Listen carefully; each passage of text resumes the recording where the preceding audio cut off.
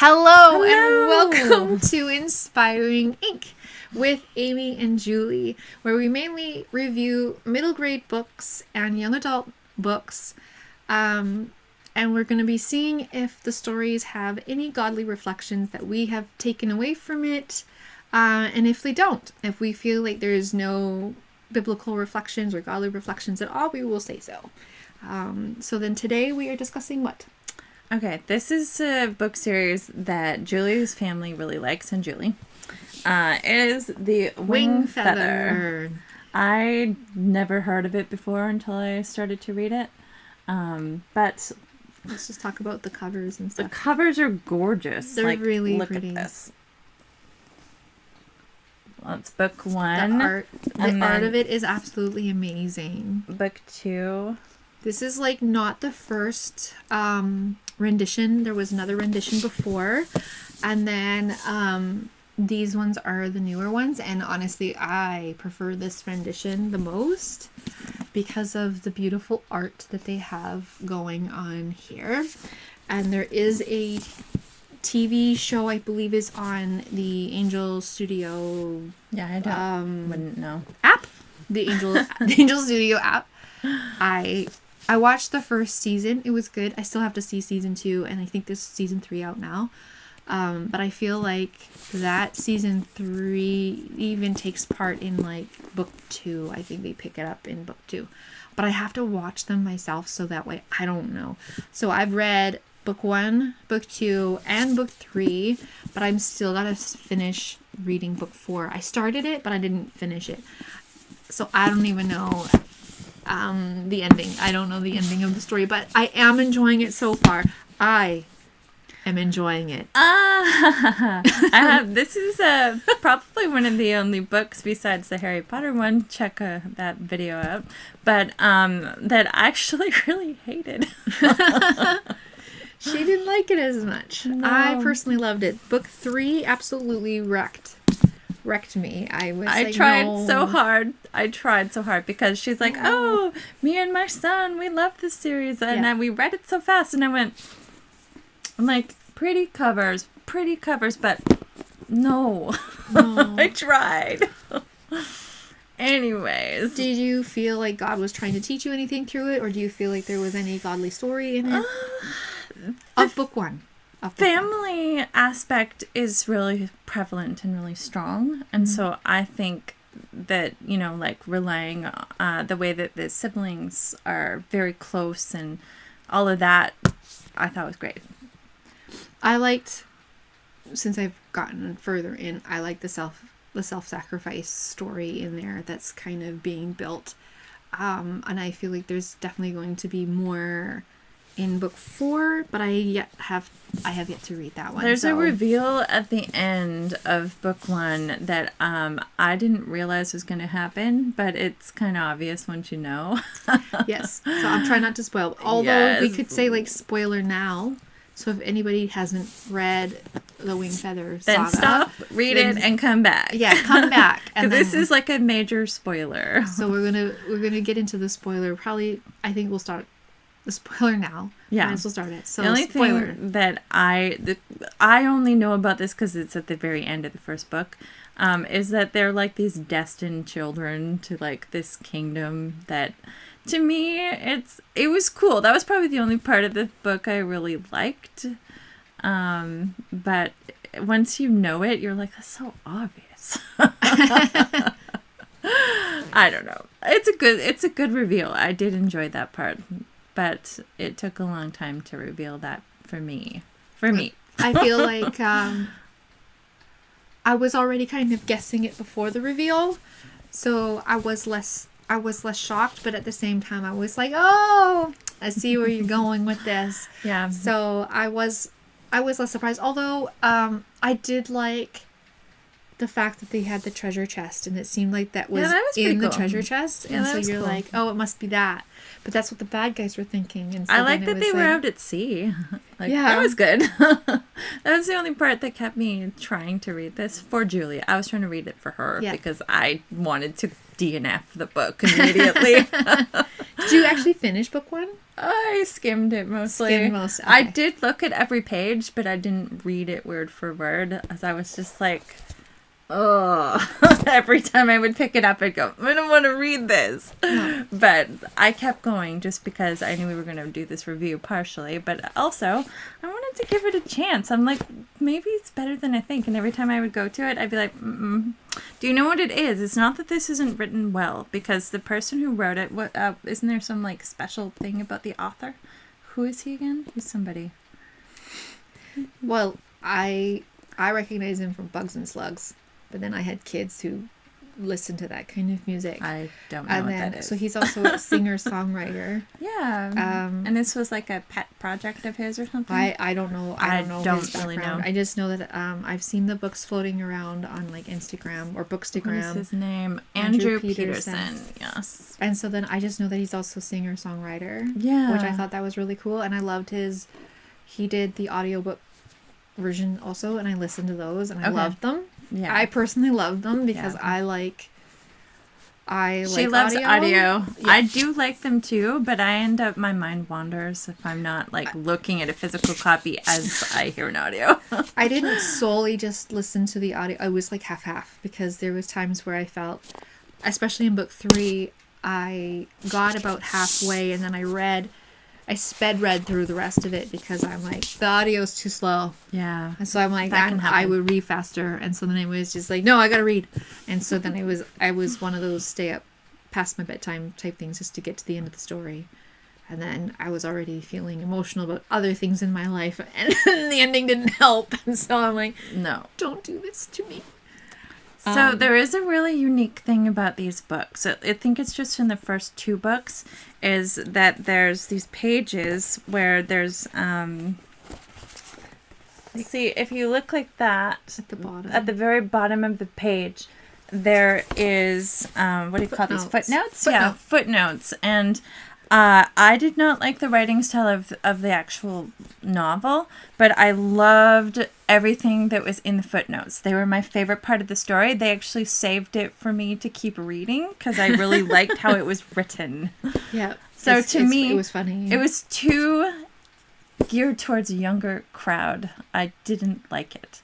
I love the footnotes because it was more like grown up with the way it was written. That's probably why I don't like them. It's not that they're not a good story, because it is. And I also didn't like all the weird names. That kind of took me out of it a bit, which is weird because I love fantasy, so I'm used to weird names. But these ones are extra. I didn't like them. No, I didn't. The weird names didn't bother me because if you can, I don't know.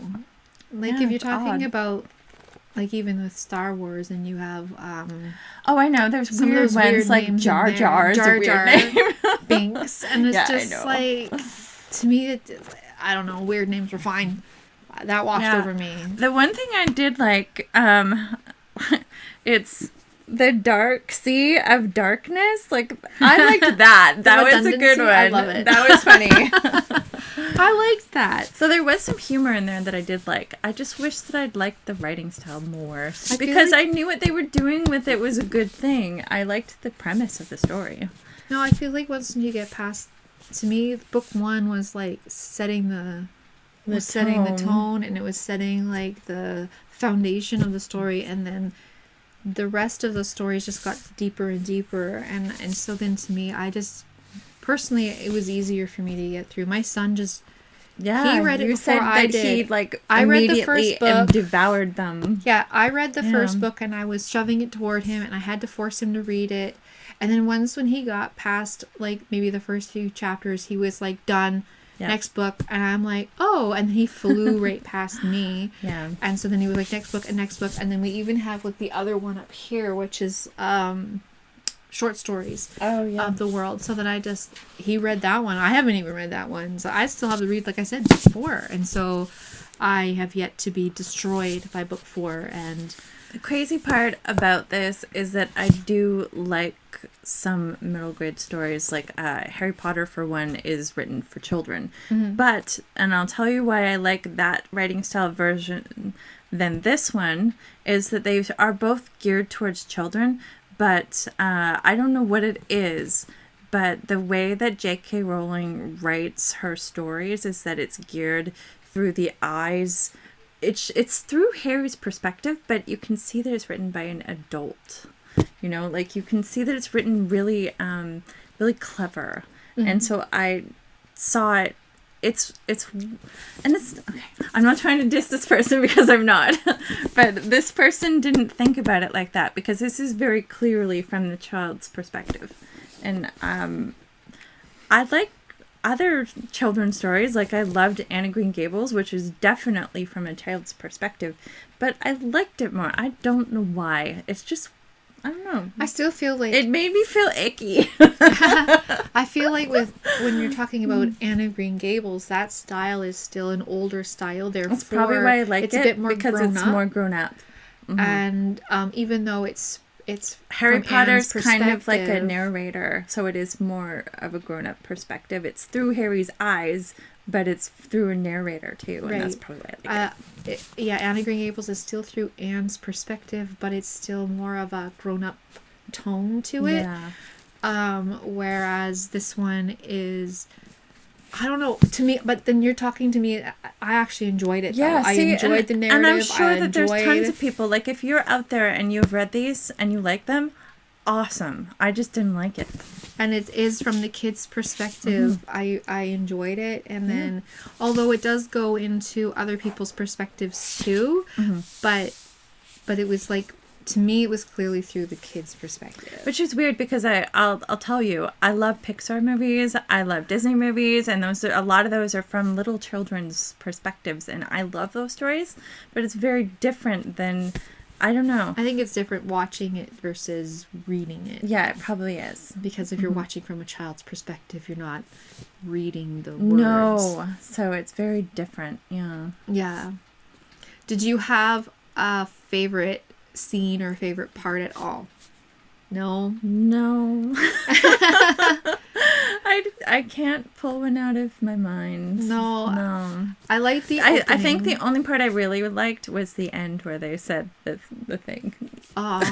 I like that part. I'm trying to think of, like, I liked in book 1 the opening. To me it set the tone very well. Where I just wanted it to be over with. I was like, yeah, that's nice. Make them go on the journey. That's all I could think about, and that's so bad. No, I like the scene where the grandfather is trying to get those creatures out of the garden, and I even liked, I think it was the youngest on the roof trying to fix the roof. Festival. That was okay. The Dragon Festival was kind of interesting. Okay. I really liked Pete the Sock Man.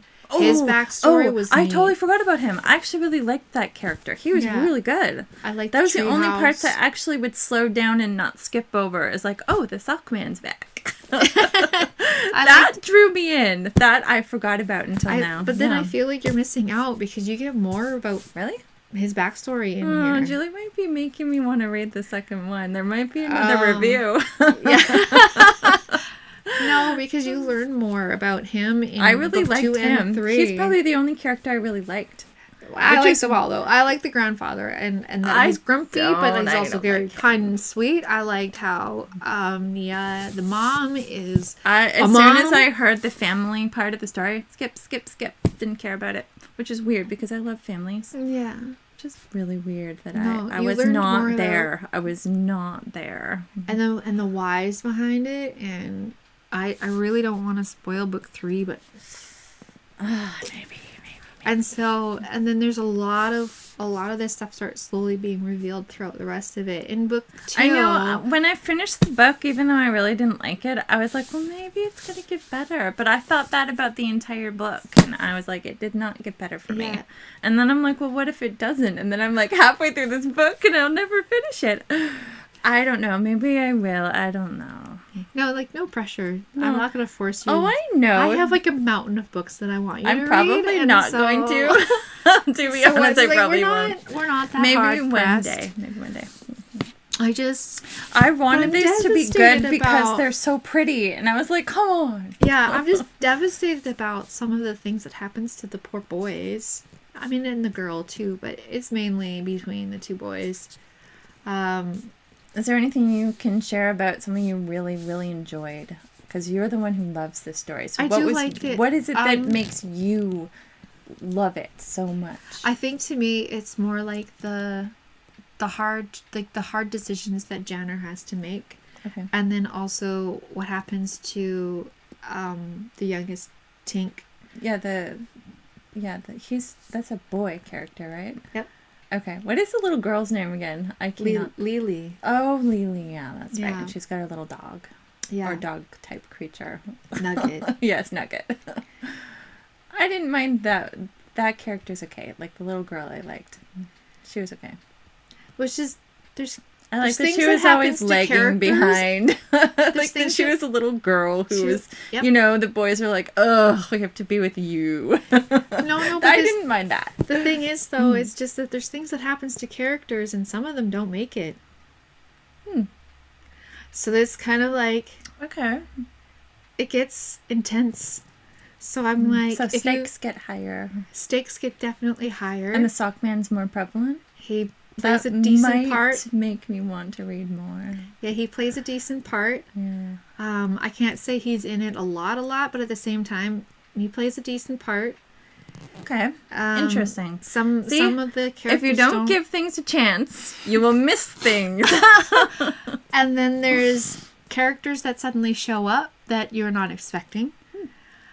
And so then things take interesting twists and turns. That's why I say like book 1 is like laying the foundation, where 2 takes an interesting. I don't want to spoil it for you. No, like if you actually wanted to read it, I don't know. And so then it's like there's definitely some twists and turns that I wasn't expecting, and some twists and turns that I was expecting, and then some gut wrenching ones that I was like, what? And so that I was definitely not expecting. And so then I'm waiting for the conclusion because you want to know. I want to know. Yeah. And so I'm excited to go. I remember I was listening in the car to the audiobook, and I was in the car driving north to visit family, and I was like grinning. Because you were enjoying it. Because I was enjoying the story so much. And so I wonder if I would enjoy the story better if it was audio. The audio was really well done. Okay. I will say that. Maybe I will try this one with the audio, along with the book. Yeah. Because that I could try. Yeah.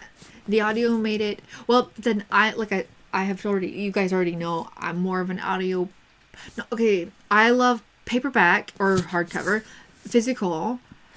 But because I'm a mom and I'm a writer, I'm a mom, I read the Bible, I want to spend time with God.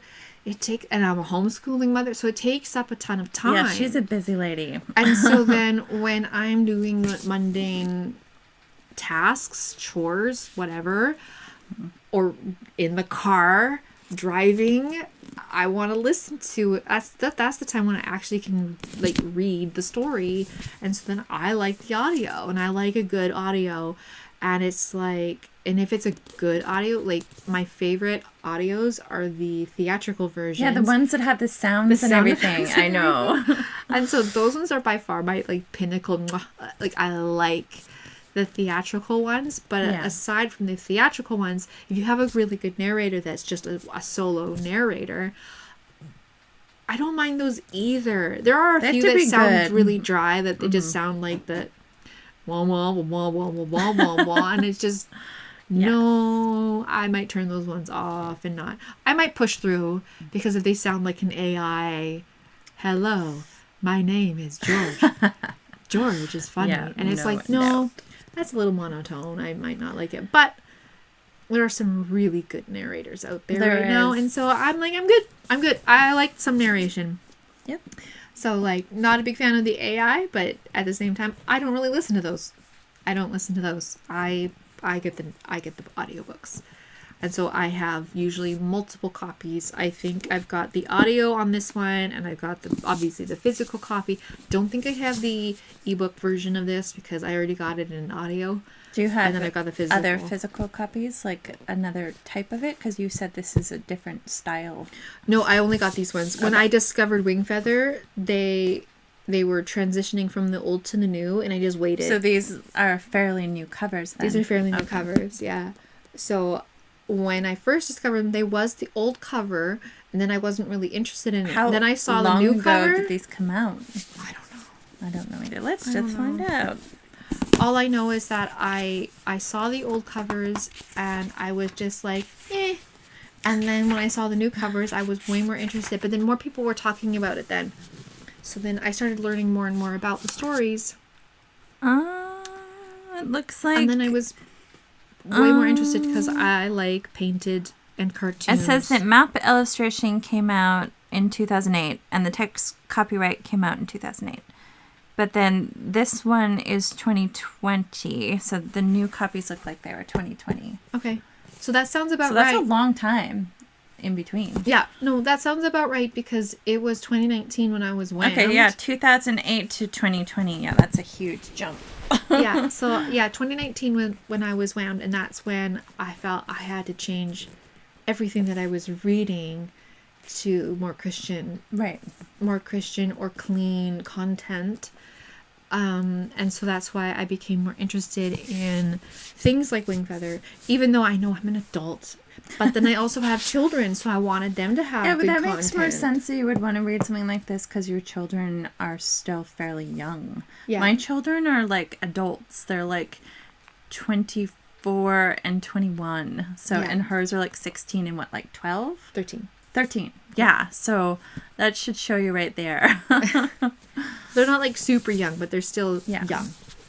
Young enough to be dependents. When my younger child was probably around just like, I don't know, 11 or 12, maybe even 10, very interested in the Ever After High and like Monster High stuff. And so I would sit there and read the Ever After High story to my child. And yeah, I was interested, and those are geared towards kids.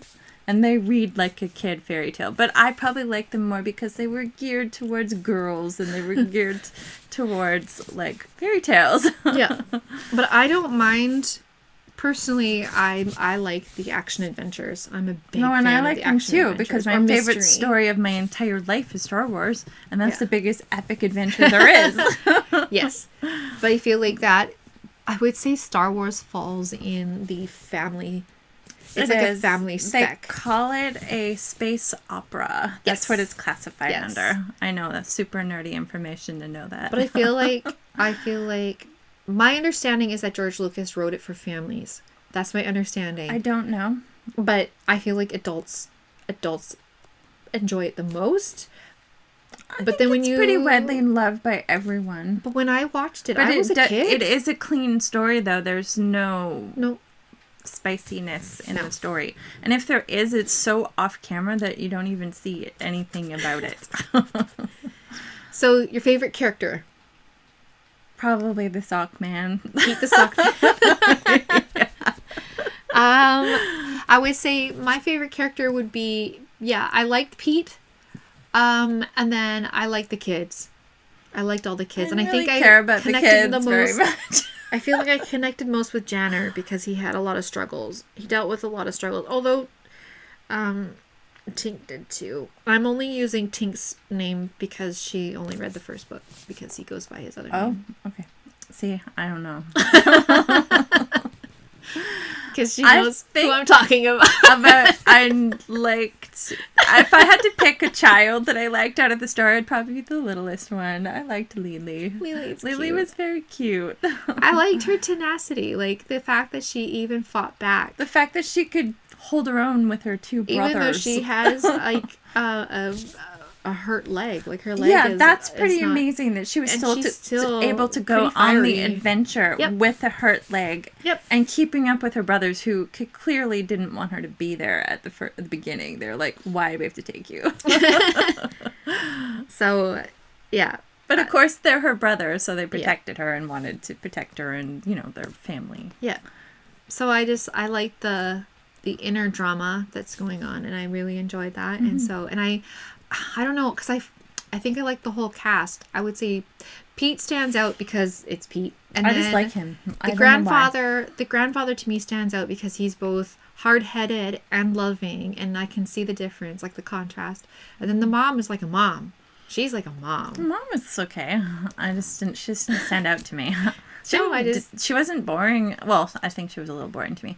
But it wasn't that she was bad, because she was a good mom. She was a good mom. And she was, getting help from her father. And so it's not like a bad situation. Like, it's great that they all banded together, but they didn't stand up to me. No, I just like them all. I like them all, and I like the kids, and I like the struggle. If this were a show or a movie, I'd probably like the story more. I'll have to show you the show, because I have access to the show. She has much knowledge. I have much knowledge. My kids like the show. Yeah. So they were enjoying the show. So I'll have to finish watching the rest of it, because I didn't have the subscription, and now I do. So we'll have to finish watching the show while I still have the subscription for it. Okay, so... Are we missing anything? Nope, I think I wanted to get to the ratings. So then, to me, the whole thing is 5-star. But then it's like, okay, but it's definitely spice-free because it's middle grade.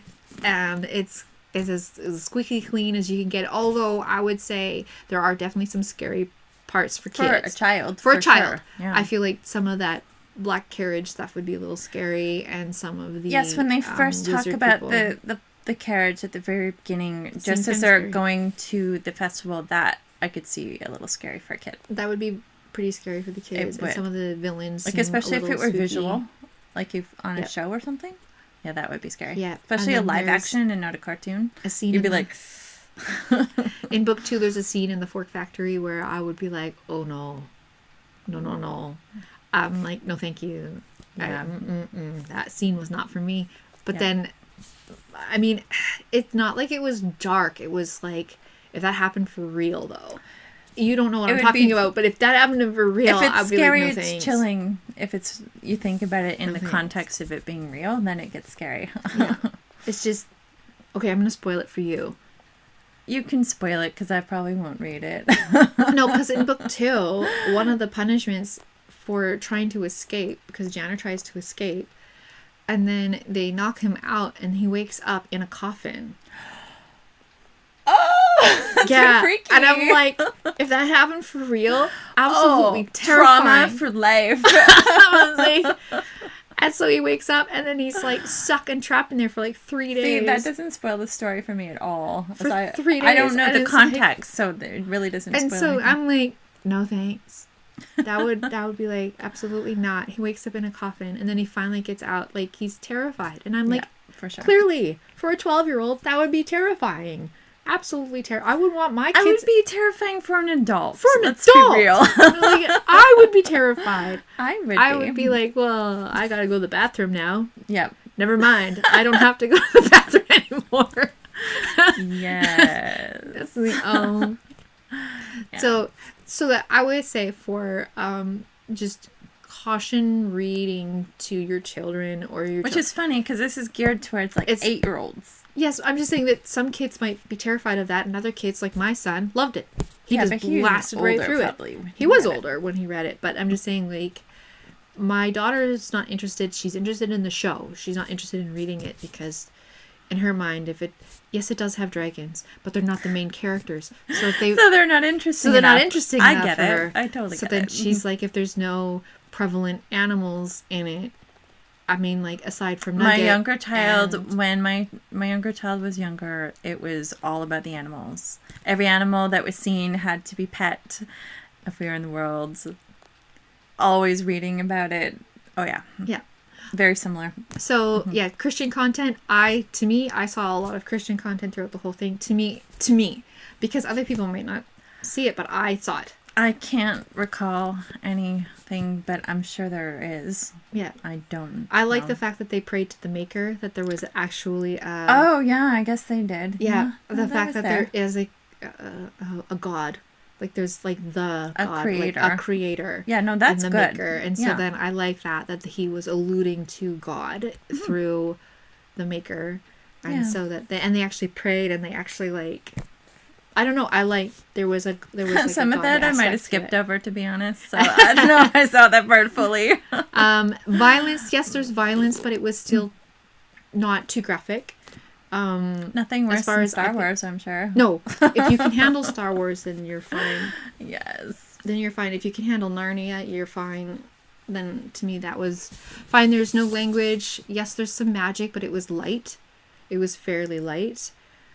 That there's no it's not like there's no dark like witchcraft a big wizard or wizards anything. or anything like that. There's No. some dragons, but they're not Are like a the heavy dragons presence. depicted as villains, or are they good guys? I'm Neutral? not 100% sure. Right now, they're Okay. neutral to me. Okay. Right now, they're kind of neutral. I Well, can't because tell if you they're correlate like that good or to bad. biblical, then dragons are evil because Yeah. they're like the enemy. Yeah, there's usually depicted as the enemies. Yeah. I don't know of any Bible story that I know of that dragons are like the good guys. I don't. No, so that's the only thing I know about them, and that is a new revelation because Julie Fancy and that. Dragons our are in Revelation. I know, right? No, I just mean like our friend Carrie also. Hi, Carrie. Yeah, she and Julie and I were all talking about dragons one day, and they're all like, "Oh yeah, that's like in the Bible, and they're evil." And I'm like, "What? Excuse me? When did they get in the Bible?" And I had no idea. Shows you that you don't know everything, because I do not. So that was a new one for me. I'd never thought about it. That's the thing. I didn't think deeply on it, and I had no clue. Then I went and I researched, and it's clearly right there. It's there. I'm not saying that just because dragons are in a story, that they're all going to be depicted. People can use different literary devices. A lot of people use them as neutral characters. Yeah. Mm-hmm. Yeah. Like, there's this adult book called Fourth Wing, which is a book I really like. But it's a spicy book, so Julie would never read this book. Won't touch it. No, she won't. 50 Purple. No, yeah, she would never touch it. But the point of me bringing that up is that those characters are, like, super neutral, and they're a big central part of the story. So I've seen dragons depicted as these good guys. Yeah. So I was a big shock to me that they were supposed to be not good. No. I was like, whoa. I could see, like, in How to Train Your Dragon and how they're more of a neutral, They are neutral. neither good nor bad, depending on who trained them, kind of a deal. Yeah. But I didn't hate that story because I like There's a lot of redemption part of redemption. There's a lot of love, and it's all about family and togetherness, and that's all biblical. Well, not the story. Not the story, I mean, but like the love of family and the all family, that the good redemption stuff. part. Yeah. So I didn't hate it. I didn't hate that one. Like, because I feel like the setting is fine. Although I don't agree with Viking gods or lore or anything like that. I don't agree with, but the story as like a device to depict family growing together and redemption and all that No, stuff. I like didn't that. hate that. I like that part. I like the fact that. But anyways, we're not talking about No, we're really not. How to Train Your Dragon and Hiccup and Toothless. So yeah, that'll have to be maybe another day. we could one We day. could. If you really want us to talk about that, put it in the comments. Yeah. So yeah, to me overall so far every single one is a 5-star. I will decide if I can't imagine this one being any less. If you like it, I'm sure it will stay the same I think it's level gonna of be like. fine. And we'll see if I get to the short stories. My son still read it. He read through the whole thing, so I'm like, we'll see. We'll see. I don't know about the rest of the series, but the first book, this one, as much as it's beautiful, would be like a 1.5 stars for me. No! 5! I'm going to say it's 10 stars just to make up for her 1.5 stars. 2 stars at the most. It's as Yeah, much as I can it's give okay. it. So I forgive you. It's 2 stars because of the footnotes. Because you liked the footnotes. I really loved, and Pete the Sockman was epic. So Pete gets a 5. Yeah. The story gets like a 2. So yeah, I still, to me, it's a good story. I would recommend it. They are so pretty. They're very. I know I've they're said very that over pretty. and over, but I really love like the art. them. The art is very, very nice. Yes. I am happy to have these on my shelf. I would be very happy to share them with my children, as I already have. I feel like if you like adventure and a little bit of fantasy, yes, there's dragons in it, but they're not prevalent as far as I'm concerned, because there's dragons in other stories that are way more prevalent. Like How to Train Your Dragon. They're very much a staple in one. So, but and then like magic isn't super. It's more like about like.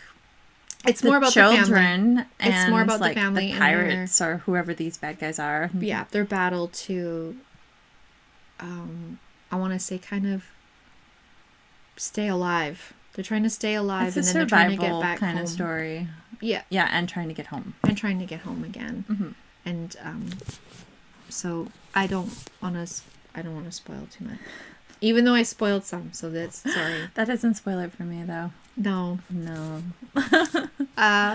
Yeah, so I think that's about it. Yeah, I think that's a good recap on some everything. People like it, some people don't.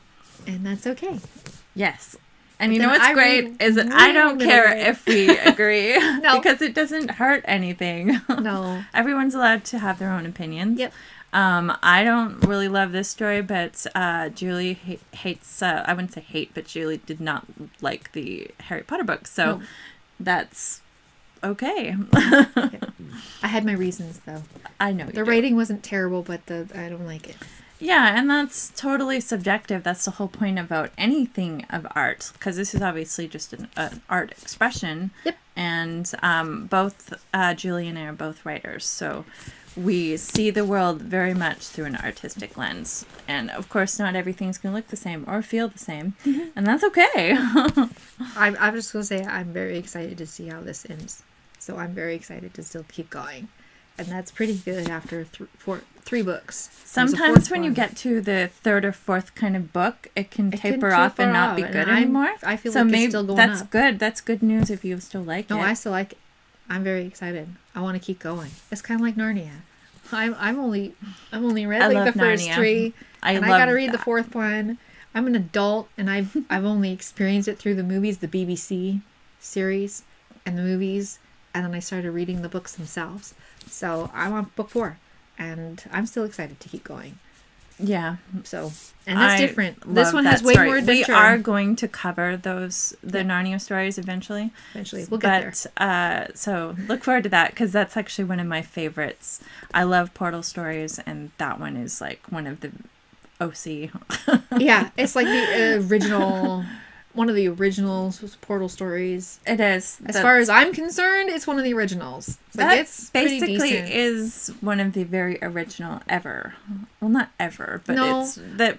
Yeah, I'm sure there's probably others out there, but as far as I know, Narnia is one of the original ones. I'm sure there must be something else, but it's maybe there like isn't. Tolkien I don't know. Like one of if you know the answer, please tell us. Yeah, Tolkien is like one of the original fantasies too. Yes, he is, but that's not a portal story. That's not fully a portal. That's in full a made-up world. Yes, that is full immersion. We will go through that. Oops, sorry, I kicked the stand. Yeah, that's a story that we're going to cover. We're going to do Lord of the Rings eventually. Not like right away, but we are going to cover that eventually, because we both like it. Yeah. Me more so, because I know more about it. Yeah. But I'm on the fence. But Julie said that she'd watch the movies again. I'm willing to watch the movies again just to see how I feel about it now.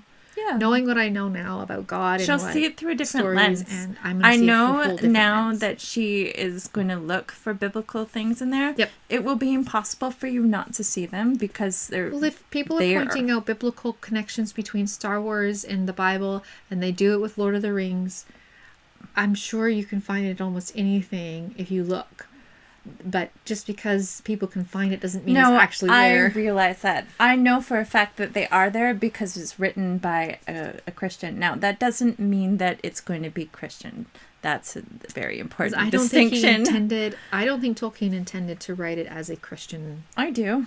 I don't think so. See, that's our difference of opinion off the bat. I'll do my research, but I was pretty sure someone told me once that he never intended. Not originally, no. Originally, the Lord of the Rings was just that Tolkien wanted to write in language. Yeah. I think it was Dwarven or something was one of the languages that he don't know. made up. I don't know fully. I thought it was Elvish. It could be. I thought it was the Elvish one. I don't know. But one of those was It was the whole Klingon? reason. I'm kidding. Klingon. It was It the was Klingon. definitely the Klingon. He's the original ring wraith. Oh, you're so funny. You're so funny. Love it so much. This is why we are friends. And then like Picard and Yeah. I'm sorry. I'm not. Don't even bring that up. I know, because people in the people are comments are gonna going to be like, so who's wanting a to- better captain? Picard or Kirk? Discuss if you wish.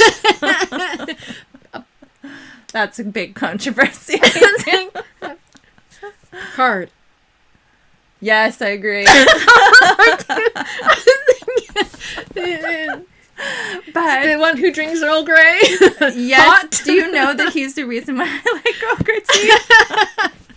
And I hated Tell Star me Wars. you're a nerd without telling me you're a Yes, nerd. yes.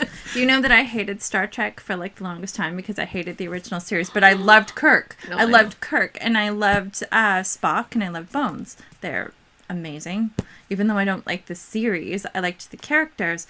But I had no idea when they brought out Next Generation that there would be cool characters that I would actually resonate with and I actually like them. Because the first 3 seasons where my parents were watching it, and I was only like 9 years old when the 3rd season came out, I was just like, don't care. But then I sat down one day because I was bored and I went, wait, this is 10 times better than the original. I was like, maybe don't give this a chance. And now I love it. And my younger child is like obsessed with that series and loves Data. So, yeah.